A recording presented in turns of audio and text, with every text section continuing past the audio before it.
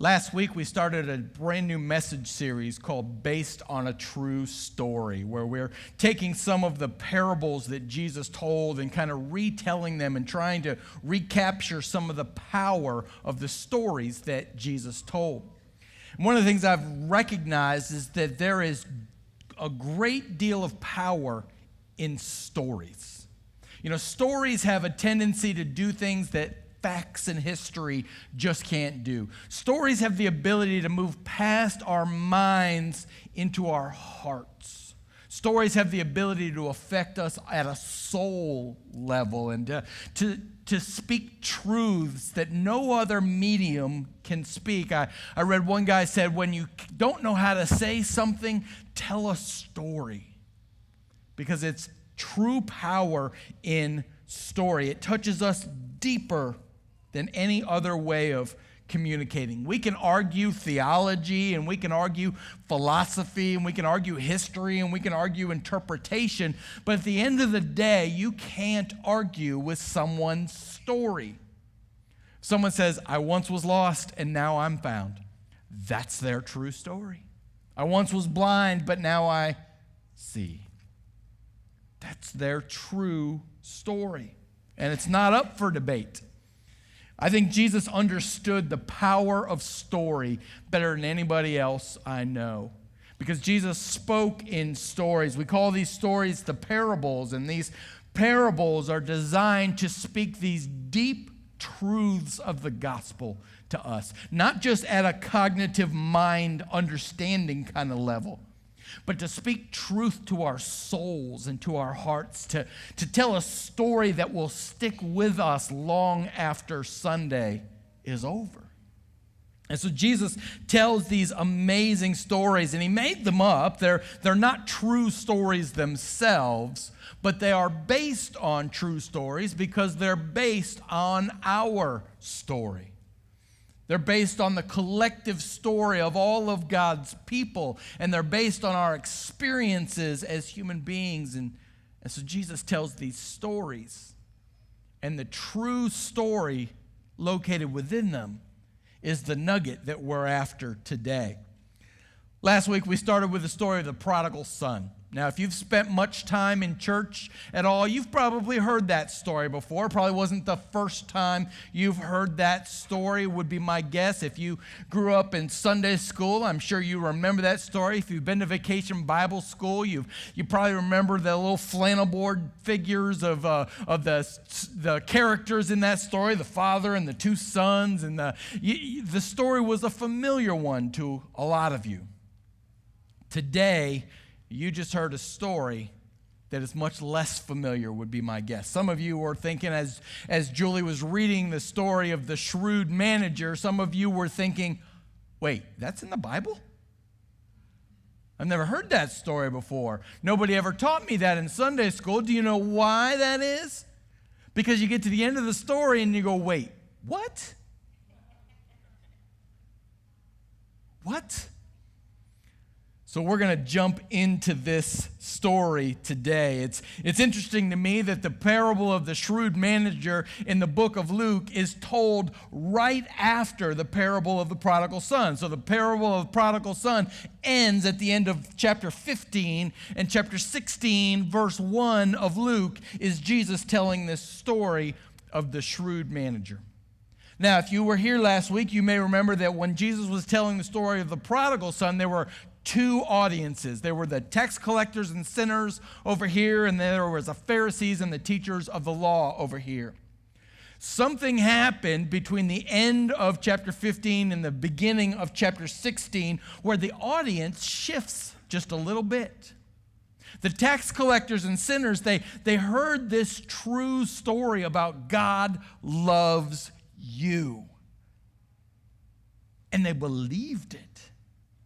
And they went off and they began to live as if God truly did love them. They allowed God's true story to affect their story. And so the tax collectors and sinners have wandered off. They've gone. And so Jesus is now speaking to the disciples, we learn in verse 1. But within earshot are the Pharisees. They're still standing over here in the corner, and they're still a little ticked off because the older son didn't get what they wanted him to get in the story. And so the Pharisees are standing off here in earshot, and here's how I imagine it to go. Jesus gathers the disciples around, and the Pharisees are over here somewhere, and he goes, all right, guys, here's the story. There was a rich man. Can you guys hear me over there? Right? He was telling the story just loud enough that the Pharisees could hear. Because this story wasn't just for the disciples. It was really for them.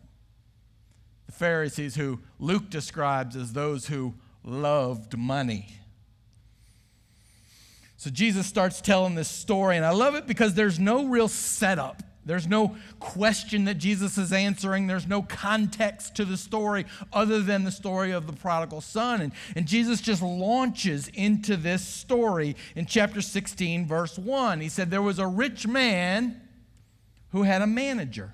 And this manager was kind of like a business manager, a CFO. He handled the money. He handled the business contracts. He handled the people who owed the master money and, all of that kind of stuff. And so the master was over at the country club last week and hanging out, playing golf with the other rich folks in the community. And one of the guys in the locker room was like, hey, man, your manager's doing some shady stuff. You ought to pay attention to that. And the master begins to hear these rumors about the manager. And so Jesus tells them that the master calls the manager in and says, listen, man, we're doing an audit. You're busted. You're caught. You got 2 weeks to get the books cleaned up, and you're fired. Settle some accounts, bring stuff together, and you're out. Now, I don't know if there's anybody in this room who's ever lost a job before. Maybe you've been fired. Maybe you were laid off. Maybe there was downsizing. But it is hard when that happens. It affects us deeply because we put so much identity into what we do rather than who we are. And so when you lose a job, you end up doubting yourself. You end up struggling with your own identity. And it's a real confidence shaker. So as Jesus is telling this story, he tells that this guy is trying to figure out, what am I going to do next? Because I'm not strong enough to dig. I don't want to do manual labor, and I'm too proud to beg, as if those were the only two options. But we all know that when you're in a crisis moment, sometimes the options seem very limited, right? And in verse 4, the manager, it's like a light bulb goes off. Ding! I know exactly what I'll do. I got an idea. So look at verse 5 with me. It says, he called in each one of the master's debtors, and he asked the first, how much do you owe my master? 900 gallons of olive oil, he replied, and the master told him, take your bill and sit down quickly and make it 450. Then he asked the second one, and how much do you owe? 1,000 bushels of wheat, he replied. And he told him, take your bill and make it 800. Now, let me give you a little context here of what's happening. This is an agricultural society, and so often they would trade in commodities rather than in cash. They would trade goods rather than dollars. And so it wasn't surprising that people would owe oil or owe wheat or something like that through the harvest. What was surprising is that here this dishonest manager, this guy who's losing his job, is bringing in these people who owe the master money, and he's cutting their bills. The oil that he was owed would have been worth about $4,000 in today's money. He cuts that in half, saving the guy who owed the master $2,000. That's a good day, isn't it? If you're the guy who owes the bill. The guy who owns the wheat, that's worth about $10,000. He takes 20% off of his bill and saves him about $2,000 as well. Now, if you're the person, the people who owe this money, this is like double coupon day at Kroger's. I mean, this is good day. This is like, buy one, get one free. You have just hit the jackpot. This is a good day for you. This manager is said to have been dishonest. So it really shouldn't surprise us in this story that he's taking these bills and kind of cutting them down. It doesn't surprise us at all. What does surprise us is how Jesus chooses to end this story. Because what we would expect is the very next verse is that the master finds out and the master has the manager thrown into prison for stealing this money from him, right? That would make sense. Or if you get real Jesus-y on me and real spiritual, Jesus-y is a word, by the way.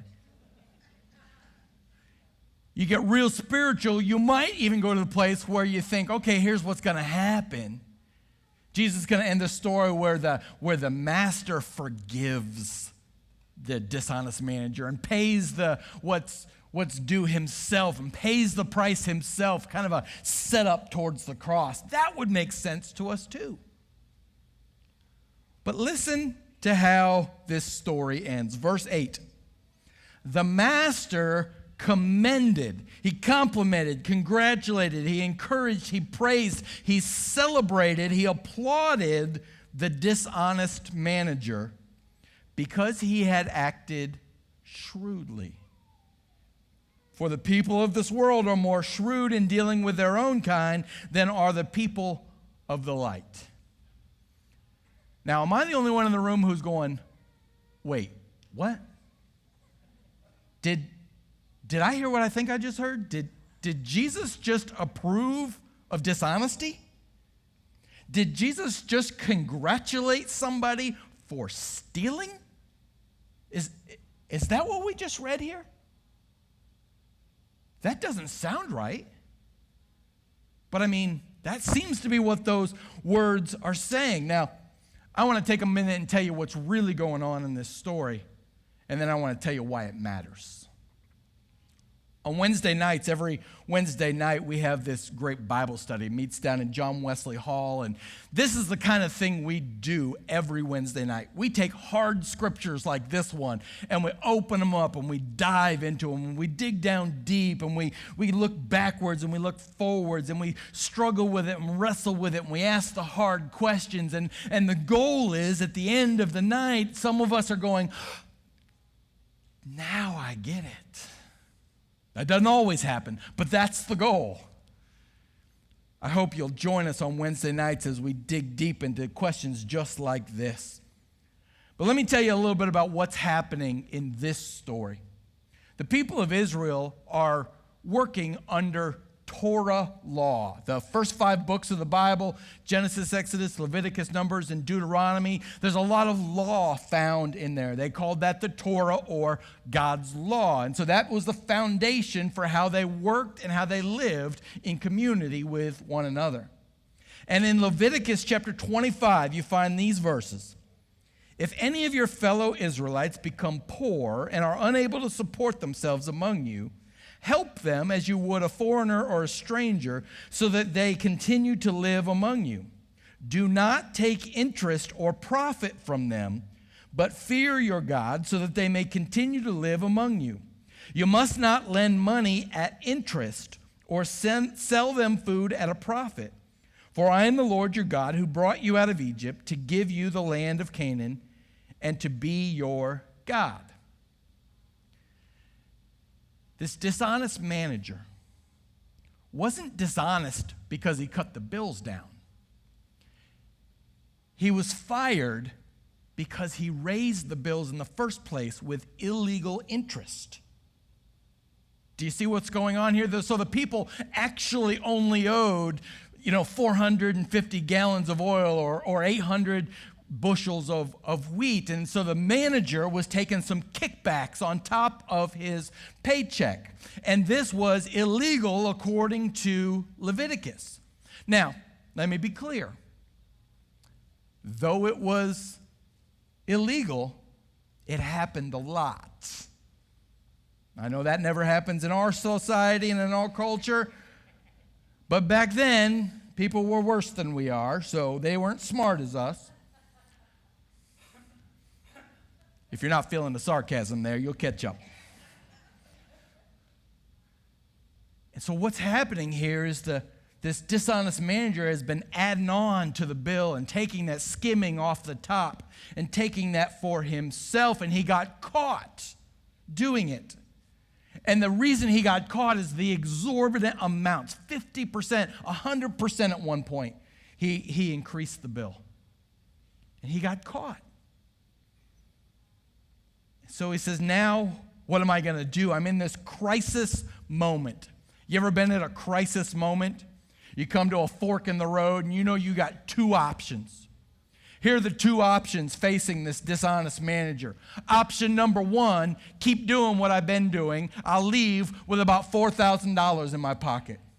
And that'll be okay. You know, I'll have some money to get me over the hump for a while, but eventually that money's going to run out. And now what? My reputation in the community is shot. No one's going to hire me. What am I going to do? This dishonest manager, the other option for him is to do the next right thing. He's been dishonest up to this point. He has blown it up to this point. He's been breaking the law up to this point. But he decides in this crisis moment to do the next right thing. How many of us know that who we are is really dictated by how we act in crisis, right? And so here's what he says. He says, you know, I'm going to be giving away this $4,000 that I could easily have.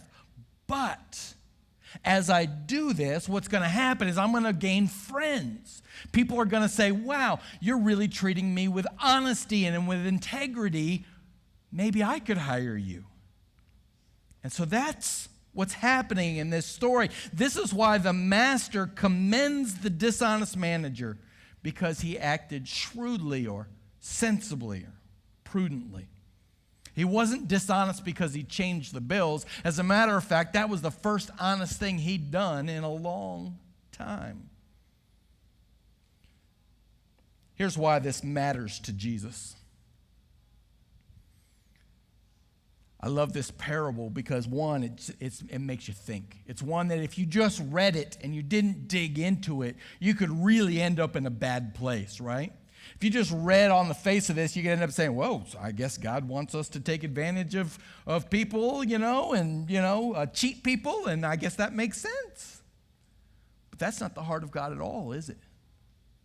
So you got to dig deeper. The other thing I like about this parable is that Jesus knew how complicated this parable was, and so he takes some time to explain it. Verses 9 through 15 were Jesus' way of saying, let me tell you what I just told you. Let me tell you what this story really means. Now, Jesus talks a lot in his parables about our stuff and about our possessions. As a matter of fact, the only thing that Jesus talks about more than money and possessions is the kingdom of God. And I think the reason money and possessions and our stuff is such a big deal to Jesus is because our stuff is a big deal to us. One of those places where we struggle to trust God with our stuff, right? We struggle to open our hands. Now, before you tune me out and you think, oh, here we go. Here's another sermon on how to give to the church, and, here's another way Dave's trying to get in my wallet. Let me put your mind at ease for a second. I'm not asking you to give anything to the church. At the end of October, we're going to do a stewardship series where I am going to unashamedly ask you to give to the church. This series is going to be called Kingdomnomics. We're going to be talking for 4 weeks about the blessing of giving to what God is doing through this church. That's what that series is going to be all about. And I'm going to unashamedly tell you why it's a good idea to invest in what God is doing here in this church. But this is not that sermon. That series is about that 10% we give to God. What Jesus is talking about here is the 90%. that 90% that you get to keep, that 90% that stays in your pocket, your time, your talents, your treasures that God has entrusted you with. What does God think about those things? Jesus goes on to explain that all of your stuff is a tool. All of your stuff is a tool to leverage relationships with. That everything God has given you is designed by God to be a tool to build and to leverage relationships, to connect people's hearts to God's heart. Listen to what Jesus says in verse 9. He says, I tell you, use worldly wealth to gain friends for yourself, so that when it's gone, you will be welcomed into eternal dwellings. Do you see what Jesus wants us to do with our stuff? Use it to gain friends, to build relationships with other people. This is what we're called to do. See, sometimes we get confused by thinking our stuff is the end rather than the means. Do you see what I'm talking about? We think, he who dies with the most toys wins, right? We think that getting stuff is the goal of life, and we confuse the means with the end. At the end of the day, our stuff is a means to connect ourselves and to connect others to the heart of God. And so the question Jesus is asking us is, how are you using the tools I've given you? When Julie and I were first going to seminary, we had 4 young children at the time. We were living in Louisville, Kentucky, in a seminary housing. We called it the Gospel Ghetto. This apartment complex that we were living in, it was Section 8 housing on one side and seminary housing on the other, and it was just, it was a rough place to live. We were living in this old, broke-down apartment, and we were barely keeping our nose above water financially, trying to pay the rent, trying to feed the family, and trying to go to school at the same time, and we were really struggling. Every day was a struggle for us, and somebody from our church came to us one time and said, I was serving as a youth Sunday school teacher at the time. He said, my dad just passed away a year or so ago, and we got a house in his will, and we wondered if you'd be willing to rent that house from us. And I said, oh, that sounds wonderful. If I was Rockefeller, right? If I had money falling out of my pockets, that'd be great, but I can't afford the teeny little 2-bedroom gospel ghetto that I have, much less your house in the suburbs. And you know what they said? Can you afford $100 a month?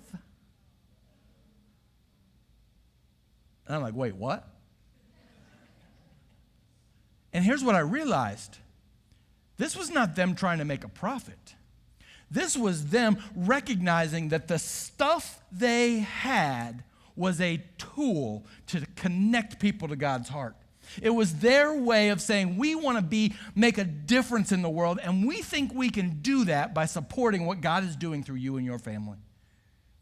And so for 4 years, we lived in this home for $100 a month. And God used that as a tool, and not only did God use that home for us, but we recognized what a gift it was. And so that home became a place of not just sanctuary and for our family, but it became a place of ministry and mission. I was a youth pastor at the time, and so teenagers would come over after school, and we'd do ministry, and we'd have Bible studies, and we'd invite the community in, because we knew that house wasn't ours, that house was a tool. That stuff was a tool that God has given us.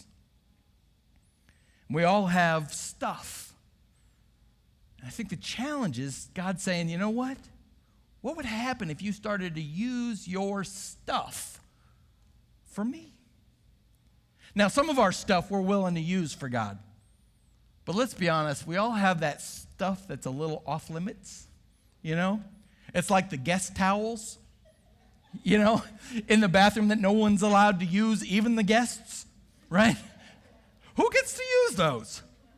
It's like that formal living room that you have in the front of your house, but nobody gets to sit on that couch. Don't go in there. I imagine someday a conversation with God where God says, welcome home, good and faithful servant. I gave you a bunch of stuff. What'd you do with it? And I don't want to be the guy who says I hid it in the guest bathroom where no one could see it. Are you with me? So all of our stuff is a tool. The second thing Jesus teaches us is that all of our stuff is a test. That God is testing us for our alignment, to see who we are aligned with. If you want to know what's really important to a person, see where they spend or invest their stuff. Several years ago, I ran across one of my old college checkbooks, and I was just kind of flipping through the old pages, and it was like Domino's, Pizza Hut, Domino's, bookstore, Domino's, Pizza Hut, Domino's, and I was like, wow, pizza is really important to me.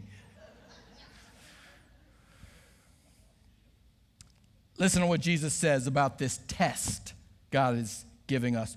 Whoever can be trusted with very little can also be trusted with much. And whoever's dishonest with a little will also be dishonest with much. So if you've not been trustworthy in handling worldly wealth, who will trust you with true riches?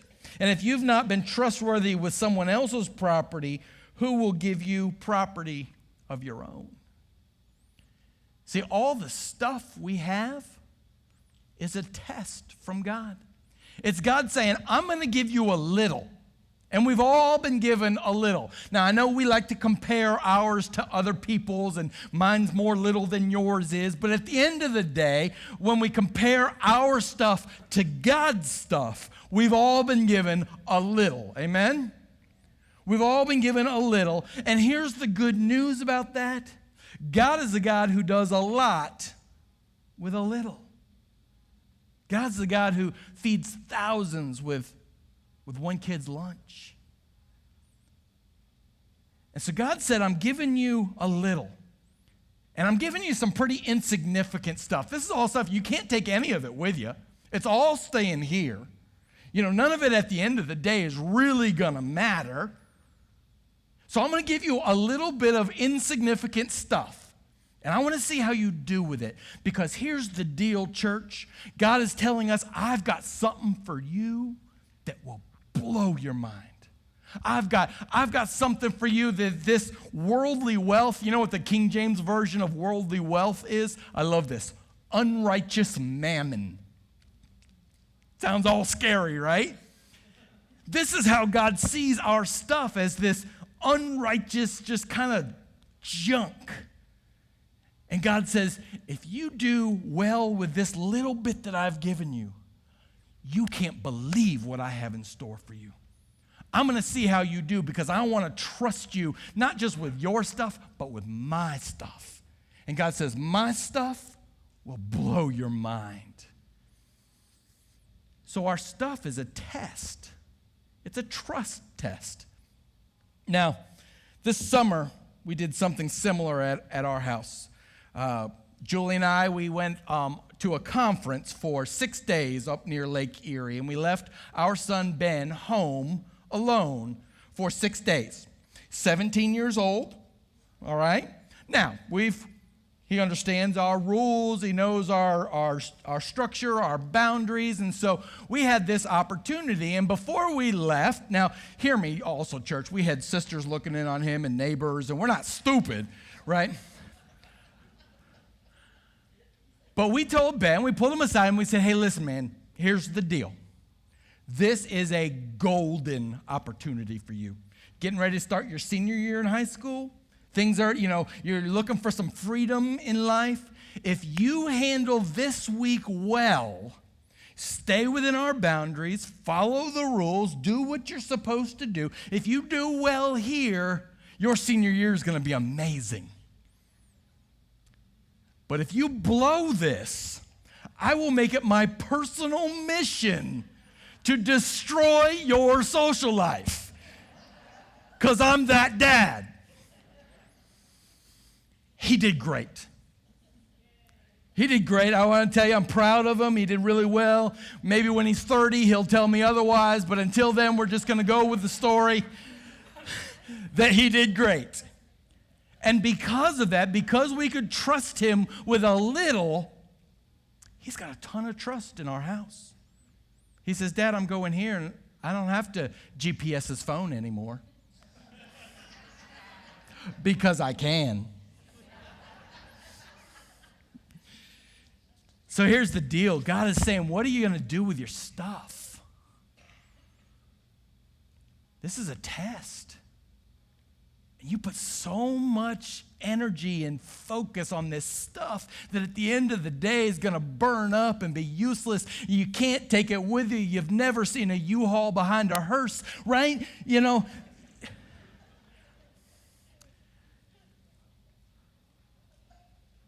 And this is God's way of saying, I have something so much better for you. But now's your chance to show that you can be trusted. So our stuff is a tool and our stuff is a test, but our stuff is also a trademark. And you know what a trademark is, right? You see a trademark on something, it shows ownership. It shows who it belongs to. It shows allegiance. So here's what Jesus says in verse 13. He says, no one can serve two masters. Either you'll love the one and hate the other, or you'll be devoted to one and despise the other. You cannot serve both God and money. Does anybody besides me think it's interesting if Jesus is going to draw two opposite parallels? Shouldn't it be God and Satan? But Jesus says God and money. I wonder why that is. I wonder if it's because we elevate money to this place of allegiance. We elevate our stuff to this place of worship, and we put our stuff in God's rightful place. Matthew 6:21, Jesus reminds us that where our treasure is, that's where our heart is also. So when you look at your stuff, what does your stuff say about who your God is? What does your stuff say about who you're aligned with? What does your stuff say about who you worship? And again, church, I'm not talking about that 10% you give to God. I'm talking about the 90% that God says, I'm giving to you. And I want to see what you do with it. I want to see if you use it as a tool. I want to see if you use it as a test. I want to see if you use it as a trademark to connect people to me.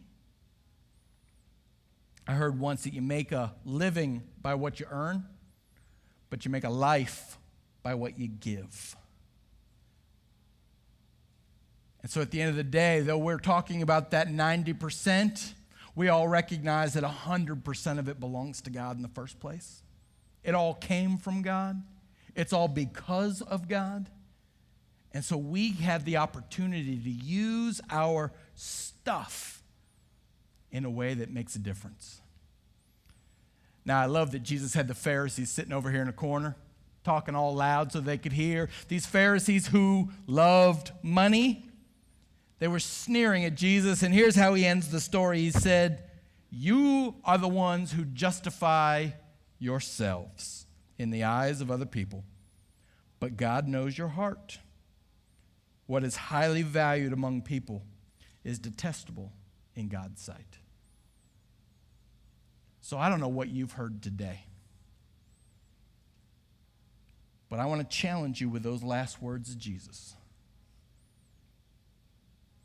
That what we value, God says, there's no real value there.